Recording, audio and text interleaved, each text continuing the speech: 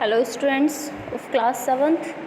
Students, आपको SST में जो आपका प्री मिड में एग्ज़ाम है उसकी बच्चों आपको 2 वीडियो दी गई हैं।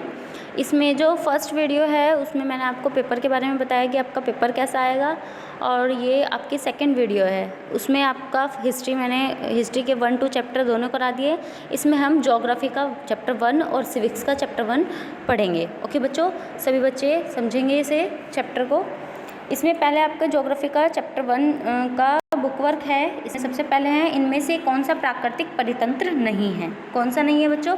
मरुस्थल, ताल और वन। इनमें से कौन सा नहीं है? ताल नहीं है। ताल क्या होता है? तालाब। ये प्राकृतिक पर्यावरण में परितंत्र का हिस्सा नहीं है, बल्कि मरुस्थल भी है और वन भी है। ओके बच्चों, फिर नेक्स्ट है इनमें से कौन सा मानवीय पर्यावरण का घटक नहीं है। मीन्स जो मानव ने नहीं बनाया है। स्थल को मानव ने नहीं बनाया है। ये पर्यावरण प्रकृति द्वारा प्राकृतिक निर्मित है।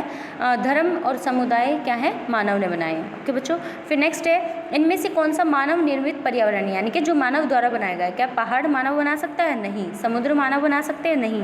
तो क्या है इसमें? सड़क जो है वो मानव ने बनाई है। ओके बच्चों, फिर नेक्स्ट क्वेश्चन है इनमें से कौन सा पर्यावरण के लिए खतरा है। पर्यावरण के लिए खतरा क्या है? पादप वृद्धि, यानी कि पौधों में वृद्धि। पौधों में वृद्धि तो कभी खतरा हो ही नहीं सकती। पौधे जितने ज़्यादा होंगे उतने ज़्यादा हमारे लिए अच्छा है। फिर नेक्स्ट है जनसंख्या वृद्धि। जनसंख्या वृद्धि का सबसे ज़्यादा इफेक्ट किस पे पड़ रहा है बच्चों?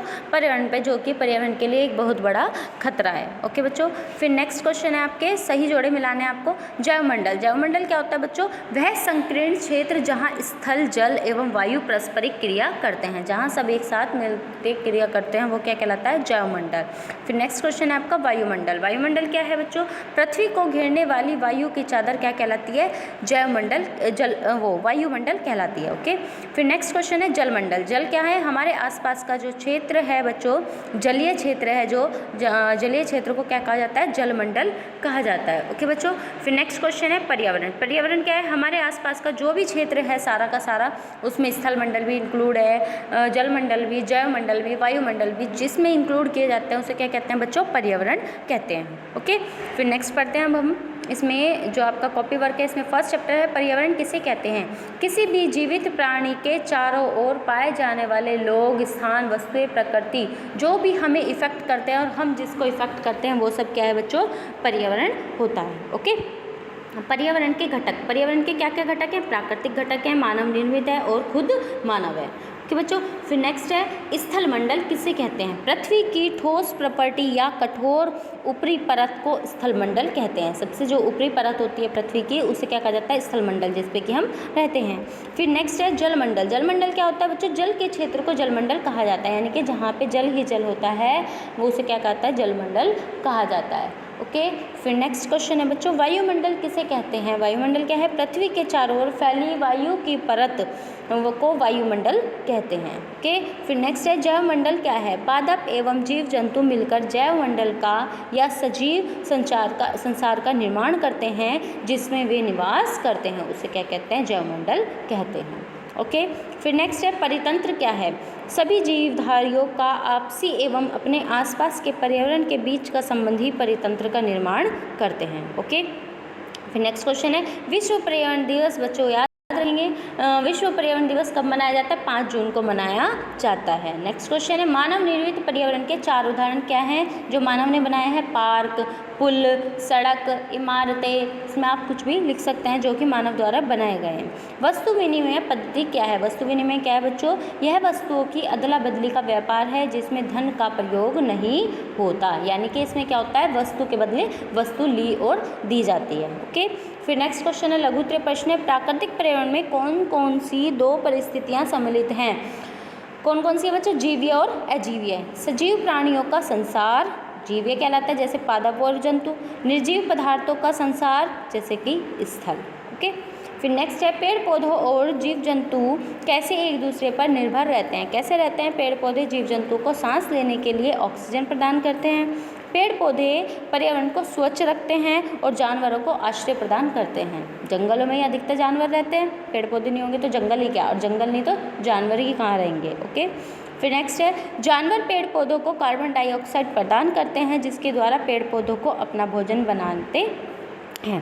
ओके, फिर नेक्स्ट क्वेश्चन है दीर्घ उत्तरीय प्रश्न है इसमें, पर्यावरण किस प्रकार हमारे लिए आवश्यक है। सभी बच्चों को पता है पर्यावरण हमें पीने के लिए पानी प्रदान करता है, यह हमें सांस लेने के लिए वायु प्रदान करता है, यह हमें घर बनाने के लिए भूमि प्रदान करता है, यह हमें भोजन की भी प्रदान करता है। सब कुछ हमें पर्यावरण के थ्रू ही बच्चों मिलता है। अब हमारे ऊपर है कि हम उसका यूज़ कैसे करते हैं। फिर नेक्स्ट क्वेश्चन है मानव अपने पर्यावरण में कैसे परिवर्तन करता है। मीन्स हम अपने पर्यावरण को कैसे बदल रहे हैं। मानव अपनी आवश्यकता की पूर्ति के लिए पर्यावरण में परिवर्तन करता है। उदाहरण के लिए वह भूमि प्राप्त करने के लिए जंगल को काटता है ताकि वहाँ पर खेती कर सके और बस्तियाँ बसा सके। वह बिजली उत्पादन के लिए बांध भी बनाता है। वह खनन द्वारा भिन्न प्रकार के खनिज प्राप्त करता है जिनसे वह भिन्न प्रकार की वस्तुएं बनाता है। ओके बच्चों, अब सेकंड चैप्टर इसका सिविक्स का फर्स्ट चैप्टर रीड करेंगे। इसमें भी आपका एक चैप्टर आएगा और ज्योग्राफी में भी एक चैप्टर आएगा। सिविक्स में पहला चैप्टर में पहले है लघु क्वेश्चन है आपके, सार्वभौमिक वयस्क मताधिकार से क्या तात्पर्य है। आपको सभी को पता है सार्वभौमिक मताधिकार क्या होता है बच्चों। जो भी 18 साल के एज से ऊपर हो जाता है जो भी व्यक्ति, चाहे वो लड़का हो चाहे लड़की हो जी, उसे किसी भी लिंग जाति कोई भेदभाव नहीं किया जाएगा, उसे वोट देने का अधिकार होता है। तो क्या है, देश का हर वयस्क का तात्पर्य क्या होता है बच्चों, जो 18 साल की आयु पूरी कर चुका है अपनी। ओके, 18 देश का हर वयस्क स्त्री पुरुष चाहे उसका आर्थिक स्तर या जाति कुछ भी क्यों न हो, वह वोट का हकदार होगा, यानी कि वोट दे सकता है।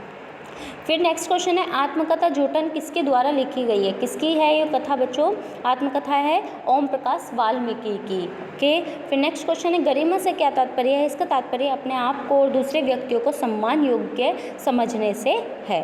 भारतीय संविधान में समानता का क्या अर्थ है। इसका अर्थ है कि देश का प्रत्येक व्यक्ति, चाहे वह पुरुष हो या स्त्री, किसी भी जाति, धर्म, शैक्षिक और आर्थिक पृष्ठभूमि से संबंध रखता हो, वे सब के सब समान माने जाएंगे। ओके बच्चों, फिर नेक्स्ट है, मध्याह्न भोजन की व्यवस्था से आप क्या समझते हैं। इस कार्यक्रम के अंतर्गत सभी सरकारी प्राथमिक स्कूलों के बच्चों को दोपहर का भोजन स्कूल द्वारा दिया जाता है।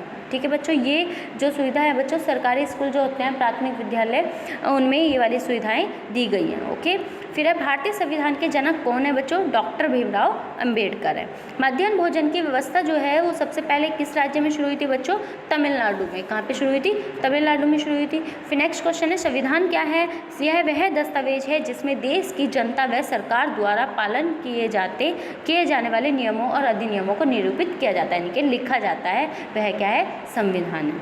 उसके बाद है, नागरिक अधिकार आंदोलन कब और कहाँ शुरू हुआ। यह एक आंदोलन है जो संयुक्त राज्य अमेरिका में 1950 के दशक के अंत में प्रारंभ हुआ और जिसमें अफ्रीकी अमेरिकन लोगों ने नस्लगत भेदभाव को समाप्त करने और समान अधिकार की मांग की।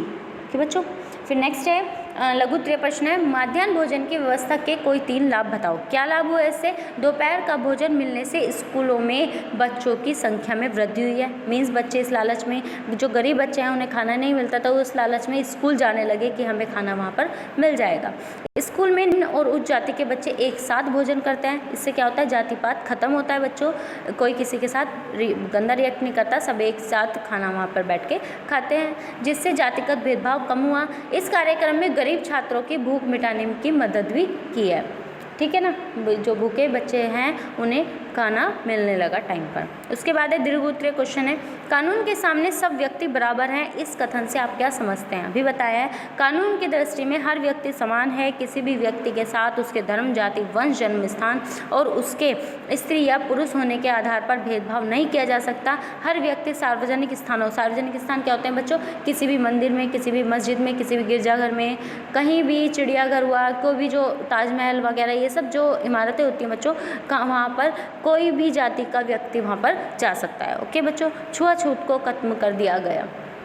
किसी के साथ कोई छोटी जाति का या बड़ी जाति का ऐसा कोई रिएक्ट नहीं होता है। ओके बच्चों, ये वीडियो आपकी खत्म होती है। सभी बच्चे दोनों वीडियो को ध्यान से देखेंगे और समझेंगे। ओके बच्चों, thank you, have a nice day.